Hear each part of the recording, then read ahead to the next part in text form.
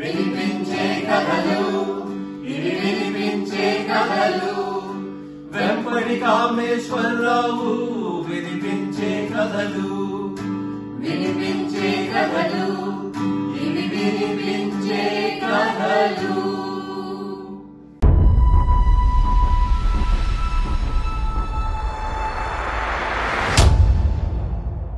వినిపించే కథల ఆత్మీయ శ్రోతలకు సాదర స్వాగతం. ఈనాటి 926వ వినిపించే కథ వికే 926 నోరు లేని వాళ్ళు.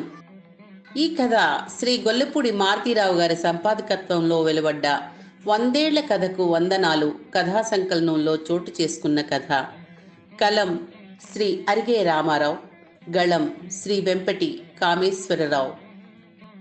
శ్రీ అరిగే రామారావు తన శైలితో ఎటువంటి వారినైనా మెస్మరైజ్ చేయగలిగిన ఇంద్రజాలికుడు. నూజివీడిలో 1936లో జన్మించారు. 1994లో ఆర్టీసీ ముఖ్య అకౌంట్స్ అధికారిగా పదవీ విరమణ చేశారు. సుమారు 200కు పైగా కథలు, 5 నవలలు వారి కలం నుండి జాలువారాయి.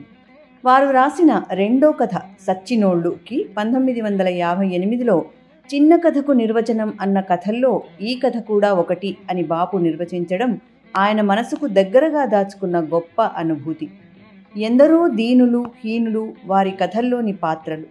స్త్రీల బుల్లిబుల్లి కోరికల వేదనలు, సగటు మనుషుల కష్టసుఖాలు, దాంపత్య బంధాలు, శృంగారం ఇవన్నీ ఆయన కథలకి ప్రాణం. 1993లో స్వాతి వారపత్రికకు ఒక పేజీ కథగా నోరు లేని వాళ్ళు రాశారు.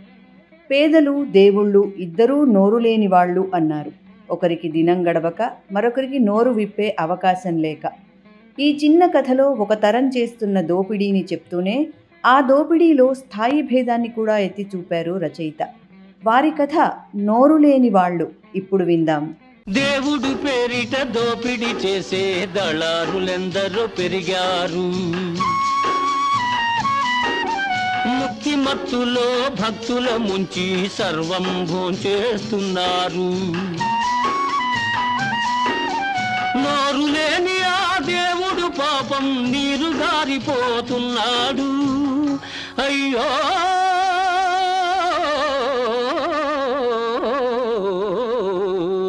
నవంబరు మాసం. పొలాల మీద నుంచి చల్లగాలి వీస్తోంది. నలువైపుల నుంచి చిరు చీకట్లు క్రమ్మకొస్తున్నాయి. రామదాసు ఊరి రచ్చబండకేసి బయలుదేరాడు. అడుగులు నీరసంగా మెల్లగా పడుతున్నాయి.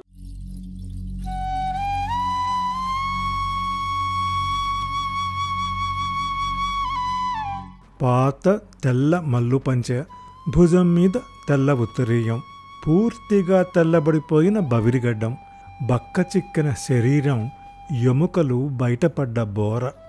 పొలం నుంచి ఊళ్ళోకి తరలి వస్తోన్న ముసలి తెల్ల ఆవులాగా ఉన్నాడు. ఆయన వెళ్లేసరికి రచ్చబండ మీద ఆ ఊరి పెద్దలు సభ తీర్చి ఉన్నారు. అందరికీ గౌరవంగా పేరు పేరున దండాలు పెట్టాడు. గొంతు సవరించుకొని మెల్లగా, అయ్యా, ధనుర్మాసం వస్తోంది. ఊరి పెద్దలు మీరంతా తలా ఒక చెయ్యి వేసి మన ఊరి రామాలయాన్ని బాగు చేయిస్తే అని ఆగిపోయాడు.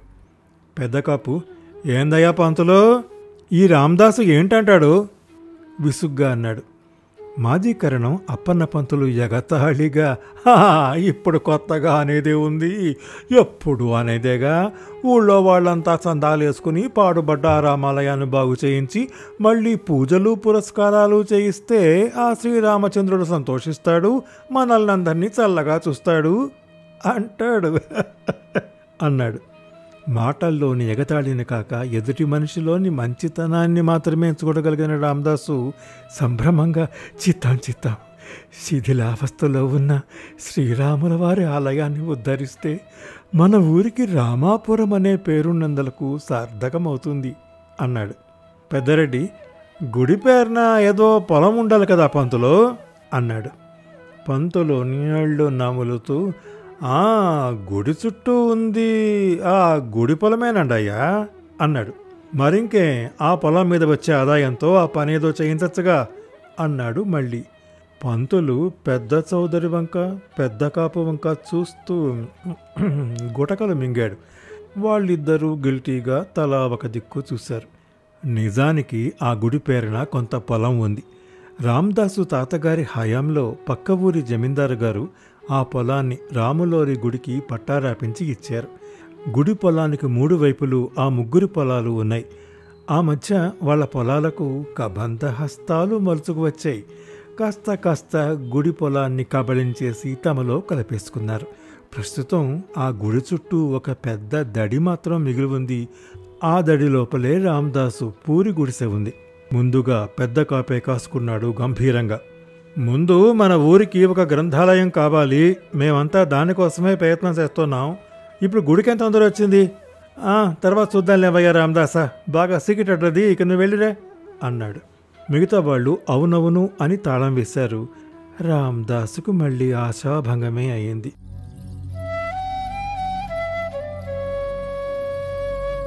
కాళ్ళీడ్చుకుంటూ తిరుగుముఖం పట్టాడు. దారిలో యువజన కేంద్రం కనిపించింది. యువకులన్నా నడుం కడతారేమోనన్న ఆశతో వాళ్ళ దగ్గరికి వెళ్ళి మొరపెట్టుకున్నాడు. వాళ్ళంతా వాళ్ళ అభిమాన సినిమా హీరో పుట్టినరోజుకు ఆ మండలం నుంచి సైకిళ్ల మీద హైదరాబాద్కి వెళ్లాలని చర్చించుకుంటున్నారు. వాళ్ళెవరూ ఆయన మాట చెవిని వేసుకోలేదు. ముఖం చిన్నబుచ్చుకుని వెనక్కి తిరిగాడు. వచ్చే ముందు రాములోరి గుడిలో తాను పెట్టిన సంధ్యాదీపం మిణుకుమంటోంది.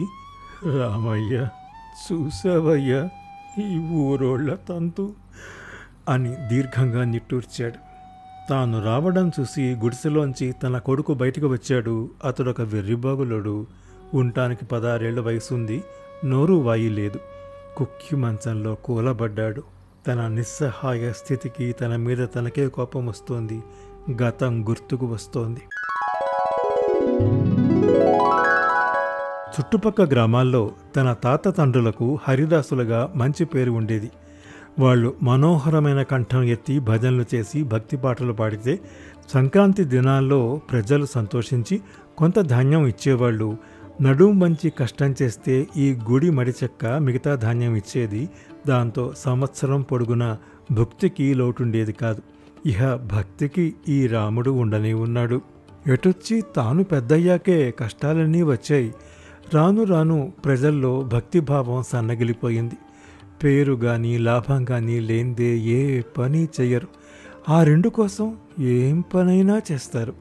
ఊరి పెద్దల కుతంత్రాలకు గుడి మడిపోయి దడి మిగిలింది. నోరుండి తాను, నోరు లేక ఆ రామయ్య ఇదేం అన్యాయమని అడగలేకపోయారు. దానాదీనా తనకు భుక్తి గడవటం కష్టమైపోయింది. గుడిసెలో తన కన్న కొడుకు, గుడిలో తనని కన్న తండ్రి ఆ రామయ్య తండ్రి. ఇద్దరికిద్దరే నోరు వయ్యలేని వాళ్ళు. నోరు తెరిచి అడగలేరు. ఇద్దరినీ తానే కాసుకోవాలి.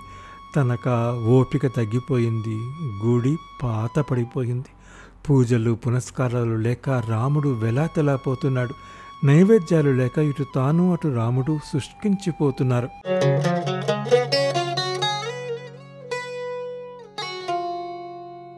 ఆ రోజు ఊరంతా బహుసందడిగా ఉంది. పెద్ద పండుగలాగా ఉంది. ఎక్కడ చూసినా రంగు కాగితాల తోరణాలు, కాషాయ జెండాలును. ఊళ్ళోని యువకులంతా పెద్ద ఊరేగింపుగా బయలుదేరారు. వాళ్లకు తోడుగా ఊరి పెద్దలు మేళ తాళాలతో తరలారు. ఆడవాళ్లు వాళ్ళందరికీ తిలకాలు దిద్దారు. హారతులు పట్టారు. మెళ్ళో దండలు వేశారు. దినపత్రికలకు పంపడానికి ఫోటోలు దిగారు. జయ జయ నినాదాలతో దిక్కులు పిక్కటిల్లాయి. ఊరేగింపు ముందుకు నడుస్తోంది. చందా డబ్బాలు మోగిస్తూ కొందరు కుర్రాళ్ళు ముందు నడుస్తున్నారు. బియ్యం దుకాణానికి బయలుదేరిన రామదాసు ముందుకు పడదోసుకుంటూ వస్తున్న ఊరేగింపును చూసి రోడ్డు పక్క నిలబడిపోయాడు. చందా డబ్బా కుర్రాడొకడు చలో అయోధ్య అని అరుస్తూ రామదాస్ దగ్గరికి వచ్చి చందా డబ్బాని ముఖం దగ్గర మోగించాడు. చిల్లర డబ్బులు వెయ్యబోయిన రామదాసు చేతిలోంచి 5 రూపాయల కాగితాన్ని గుంజుకుని డబ్బాలో వేసుకున్నాడు. బదులుగా ఒక ఫోటోని ఆయన చేతిలో పెట్టాడు. దుమ్ము లేపుకుంటూ ఊరేగింపు తనను దాటుకుపోయింది. చేతిలోని ఫోటో వంక చూశాడు. విల్లు ఎక్కుపెట్టిన శ్రీరాముడి బొమ్మ. ఆ బొమ్మ కింద మందిరమచటే నిర్మిద్దాం, కరసేవకు కదలిరాండి అని రాసి ఉంది. దాని ఖరీదు 5 రూపాయలు. రామదాసు గుడిలోని రాముడి వైపు తిరిగి చిన్నగా నవ్వాడు. ఆయన కూడా లీలగా నవ్వినట్లు అనిపించింది. దేవుడు పేరిట దోపిడి చేసే దళారులెందరో పెరిగారు. ముక్తి మత్తులో భక్తుల ముంచి సర్వం భోంచేస్తున్నారు. నోరు లేని ఆ దేవుడు పాపం నీరు గారిపోతున్నాడు. అయ్యో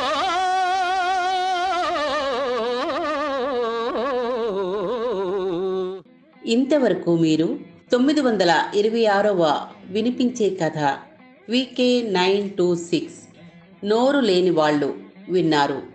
ఈ కథ శ్రీ కొల్లిపూడి మారుతీరావు గారి సంపాదకత్వంలో వెలువడ్డ 100 ఏళ్ల కథకు వందనాలు కథా సంకలనంలో చోటు చేసుకున్న కథ. కలం శ్రీ అరిగే రామారావు, గళం శ్రీ వెంపటి కామేశ్వరరావు. ఈ కథను నేను వినిపించే తీరు మీకు నచ్చితే లైక్ చేయండి. మీ అమూల్యమైన అభిప్రాయాన్ని కామెంట్ రూపంలో నాకు తెలియజేయండి. మీ కాంటాక్ట్స్కి షేర్ చేయండి. నా వినిపించే కథల ఛానల్కి సబ్స్క్రైబ్ చేసి మీ ఆదరణ, అభిమానం, ప్రోత్సాహం అందించండి. తప్పక అందిస్తారు కదా. నమస్తే.